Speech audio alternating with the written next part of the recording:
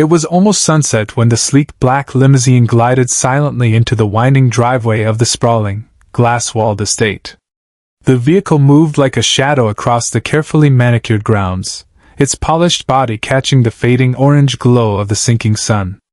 The estate stood in quiet grandeur, as it always did, a pristine monument to wealth and discipline, where every corner was trimmed, every surface gleamed, and every detail existed in perfect order. No one inside the gates expected her home. Not tonight. Not even this week. The house had been moving through its usual rhythm of controlled silence, kept immaculate for her rare and calculated returns. Yet tonight, without so much as a phone call, Victoria Hale, 37 years old, founder and CEO of one of the most influential tech corporations in the country, was coming home early. When the car rolled to a stop in front of the towering glass entryway, the chauffeur stepped out and opened the door. Victoria emerged with the brisk efficiency of someone accustomed to stepping from one high-powered space into another. Her presence carried the cool precision of boardrooms and billion-dollar negotiations. She adjusted the sleeve of her tailored blazer and began walking up the stone path toward the back of the house, her heels striking the flagstones with rhythmic certainty. The air was warm, touched by the scent of freshly cut grass, and a soft breeze ruffled the edges of her hair. She had no real reason for taking the back way in. It was a habit she hadn't indulged in years. But something about the evening, the pull of the golden light slanting across the lawn, made her take the longer route. As she turned the final corner, ready to re-enter her world of glass, chrome, and silence, she froze mid-step. Her breath caught without warning. There, on the wide stone patio beside the emerald expanse of her private lawn, was a sight so unexpected that for a long moment, she wasn't sure it belonged to her. Life at all. In the fading amber light, framed by the dark silhouette of the estate's high walls, stood the janitor she had barely remembered hiring months ago. He was a man who had always kept to himself, head down, eyes lowered, answering her rare greetings with polite nods. She had never heard the sound of his voice beyond a murmured, "Good evening." But now, he was different. He was kneeling beside a large green plastic tub, yellow gloves on his hands, a garden hose streaming cool water between his fingers. His sleeves were rolled high, revealing strong forearms marked with pale scars, the kind earned from years of hard labor. But those arms weren't bent to scrub floors or haul equipment tonight. They were gentle, cradling tiny hands that splashed eagerly in the water. In front of him, a little boy, no more than 3 years old, was laughing so hard that his knees buckled beneath him. His small fingers clutched a bright yellow rubber duck, and his face was alive with pure, unfiltered joy. The sound of that laughter bounced softly against the marble walls, breaking the long-standing quiet of the place. It was a sound so full of life that it didn't belong in the kind of house where every tick of the clock was muffled and every space felt curated, not lived in. The janitor's expression startled her. Gone was the neutral, distant look of an employee simply fulfilling a duty. In its place was something deeper, an unguarded, almost radiant warmth. He was smiling with the ease of a man who had forgotten the rest of the world existed. He tilted the hose just enough to make a stream fall over the boy's head like a waterfall, letting the water splash against his own face without flinching, without caring. There was no rush in his movements. No glance at a clock. This was not a chore. This was play. This was care. This was love. Victoria stayed in the shadows of the doorway, unwilling to break the spell. Something about the scene felt sacred, fragile in a way that would shatter if she stepped too quickly into it. Her eyes narrowed slightly as she studied the man she thought she knew. How had she never noticed the quiet gentleness in the way he moved? How had she missed the existence of this child altogether? Her mind was already spiraling with questions. Who was the boy? Why was he here? And why, in all the months she had been running her empire, had she never taken a moment to truly see the human being behind the mop and bucket? A strange unease stirred in her chest, a mix of suspicion, curiosity, and something softer she didn't want to name. She had built her life around control, around the cold certainty that people worked for her because they needed the paycheck, nothing more. Yet here was one of her lowest paid employees holding something she couldn't buy, couldn't measure, couldn't replicate, a kind of quiet richness that radiated without effort. Slowly, she stepped forward, her shadow stretching long and thin across the damp patio tiles. The sound of her heels was barely audible against the gentle splash of water and the boy's breathless giggles. She was close enough now to see the droplets clinging to the man's hairline, the way his eyes softened each time the child looked up at him. Whatever this was, it was not an accident. And whatever she thought she knew about her home, her staff, and the man kneeling before her, she was about to find out just how wrong she'd been. The janitor looked up at her, startled, and for a fleeting heartbeat their eyes locked. It wasn't a long look, no more than a second or two, yet in that brief exchange, something unspoken passed between them, something that bypassed words entirely. In his gaze, she caught the faint shimmer of vulnerability, a softness quickly cloaked by caution. In hers, though she would never have admitted it aloud, there was a flicker of something unfamiliar, an ache she could not name, an almost imperceptible tightening in her chest. It was as though the air between them had shifted, bending under the weight of a moment neither of them could quite explain.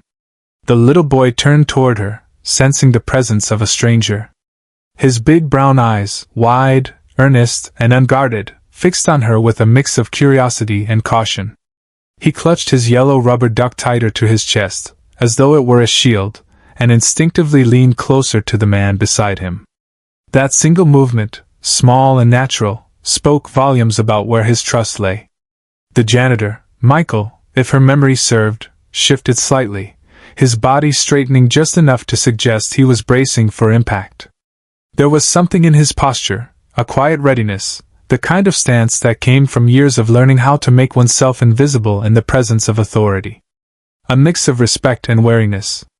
He stood like a man who had been called into the principal's office too many times, even when he had done nothing wrong. But Victoria's gaze wasn't on him anymore. It lingered on the boy. There was something about that face, the curve of the jaw, the way the light caught in those eyes, that tugged at her memory. She couldn't place it, and that unsettled her more than she wanted to admit.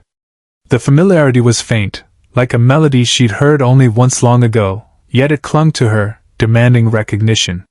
Michael's voice broke the stillness, low and careful, each word weighed before leaving his mouth. "I didn't expect you back so soon, Miss Hale."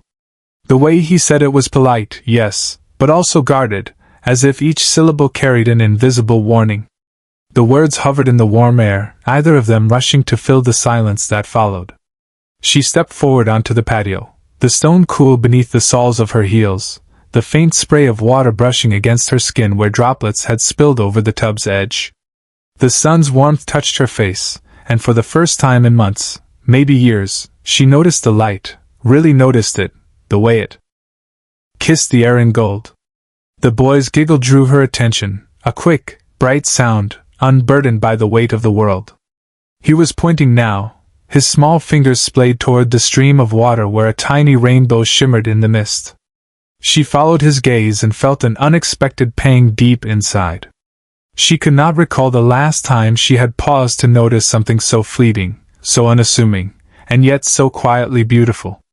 Her instinct, the one honed over years of leadership and control, was to demand answers, to question why there was an unauthorized child in her home, to remind Michael of protocol, of professional boundaries, of the rules that were written not just on paper but into the very air of this house. But something in his eyes stopped her. They were not the eyes of a man caught in wrongdoing, nor the eyes of someone making excuses. They were the eyes of someone fiercely protective, holding on to something fragile, something he could not and would not give up without a fight. And for reasons she did not understand, she swallowed the sharp words that had been gathering at the back of her throat. Michael shut off the hose, the sudden absence of running water making the boy's soft breaths and the faint rustle of the towel more audible. With the kind of care one might reserve for something priceless, he lifted the child from the tub. The boy giggled again, water dripping from his hair onto Michael's rolled-up sleeves. He wrapped him in a towel, worn but meticulously clean, and held him close for a moment, rubbing his small back in slow, steady circles. It was a gesture so instinctive, so deeply familiar, that Victoria felt an almost physical pull in her chest. She realized she was standing on the edge of something, a story, a truth, that might change everything she thought she knew about this man, and perhaps about herself. The boy squealed again, his laughter bubbling into the warm evening air as he reached for Michael's face with small, wet hands. Michael caught them gently, smiling in a way that seemed to dissolve years from his face. Then, as if pulling the words from somewhere he had hoped to keep them hidden, he said quietly, almost reluctantly, "This is Jamie, he's my son." The words landed in Victoria's mind like a stone dropped into deep water, sending slow ripples outward. She blinked once, twice, her thoughts tripping over themselves as they tried to catch up. She had no record of any of her employees' families, not in her private files, not in the clipped conversations that passed between staff and management. She had never asked. In her world, people existed in neat, functional compartments, their value measured in efficiency, precision, and the tasks they performed on time. Personal stories, messy emotions, children, those belonged to other people's lives, the kind she had long since trained herself to live apart from. And yet, here in front of her, wrapped in a towel with water still dripping from his hair, was undeniable proof that every assumption she had made about this man had been incomplete.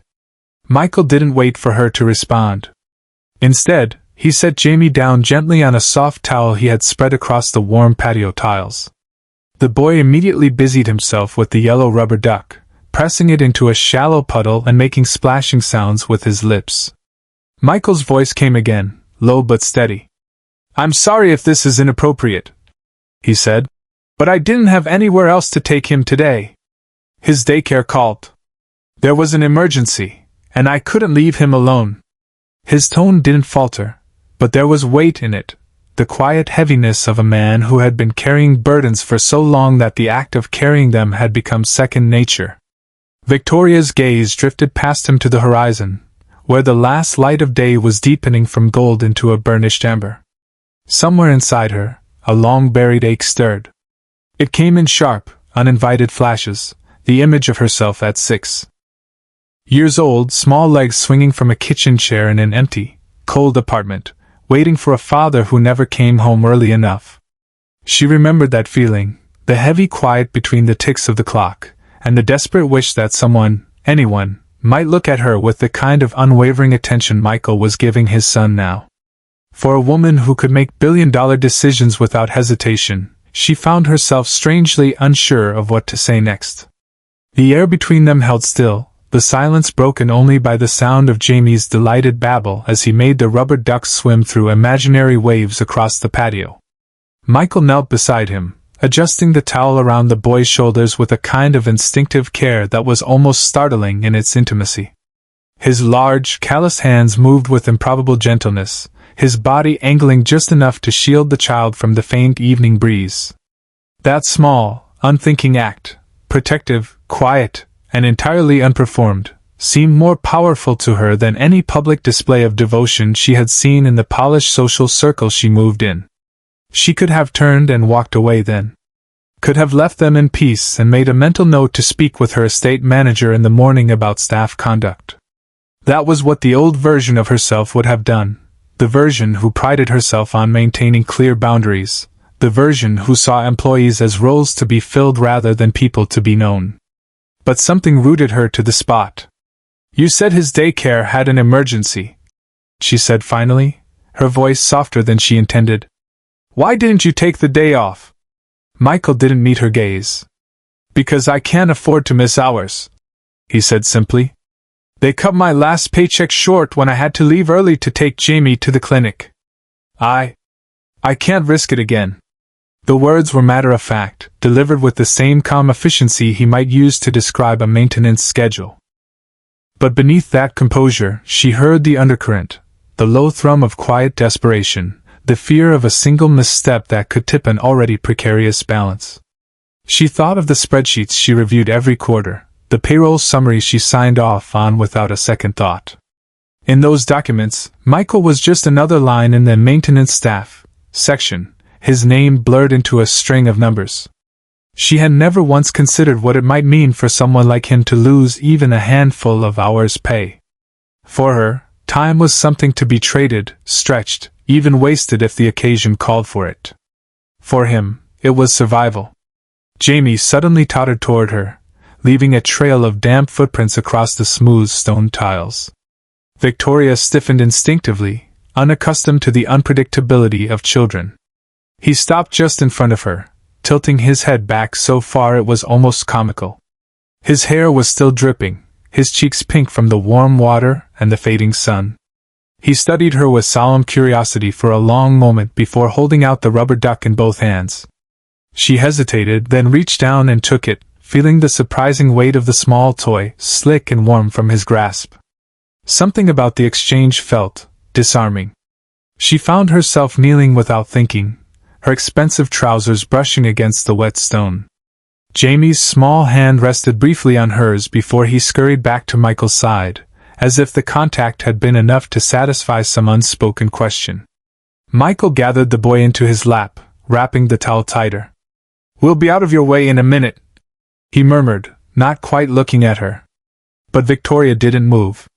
She stood there in the golden amber light, the rubber duck still in her hand, feeling the faint warmth it carried.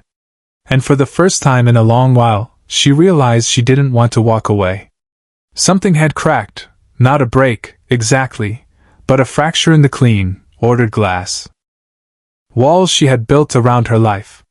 Through it, she could see something unexpected, something untidy, and maybe something worth knowing. She slipped the duck into the towel beside Jamie. "No rush," she said quietly. "Finish what you need to." Then she turned, walking slowly back toward the house, aware of the strange, lingering pull in her chest. She had no idea why this moment mattered, only that it did, and that it wasn't finished. Not yet.